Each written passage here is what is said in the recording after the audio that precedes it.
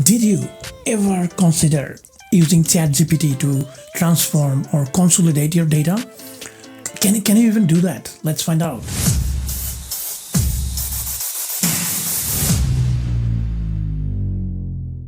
Alright, today I'm gonna show you how to transform this table where I have like 10 income ranges for a country into this table, because I don't wanna, confuse people with so many variations or categories or ranges that I have in the original data. I have used a very simple prompt which will convert that into seconds.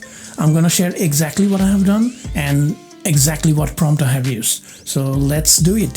So there were two scenarios, and I'll start with the number one, where exactly what I want, convert the 10 variations into 3 variations. For the first one is create a new table based on the following data, but with 3 ranges instead of 10.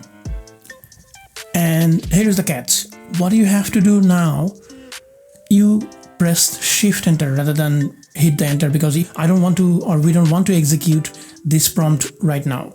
We will provide the data first and then we'll execute. I'll enter Shift Enter, which will take you to the next line, but it's not gonna execute the prompt. Let's paste the data and then now hit enter. And it's gonna do its R&Ds, calculations, background work, and then here you go. This is the outcome it has provided, where it has 3 ranges, exactly what I want. So that's the problem number 1 and solution. The next problem I have,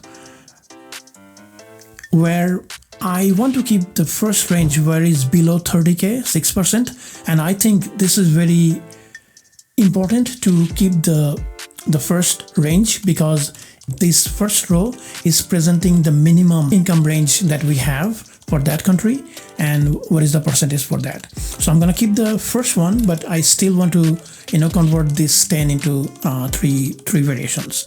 So the prompt I have used for these is like create a new table based on the same data. So this time, since I have provided the data already, I don't have to provide that again. I mean, think about a huge data set. If you're working with, you don't want to provide the same data set on and on and on, right? That's why I'm just writing on the same data with 3 ranges instead of 10, and that's my condition. Keep the first range. So this time I exactly want 3 ranges instead of 10, but I want to keep my first range, which is below 30K. So I don't have to provide the data, so I can hit enter. It's gonna do its calculations, combination, algorithms, or whatever it's doing behind the scene, and voila, here you go with the first range, which is below 30K first, and then it distributed whatever way it's appropriate.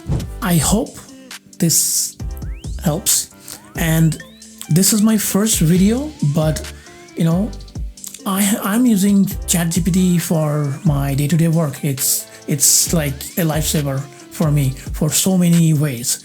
So this is my first video for a series where I will continue to make videos based on this topic, but whatever other problems I have solved using ChatGPT. So please stay tuned and hit the subscribe button, so you're gonna get the notifications once I'll have my next video. So stay tuned and see you soon. Thank you. Bye.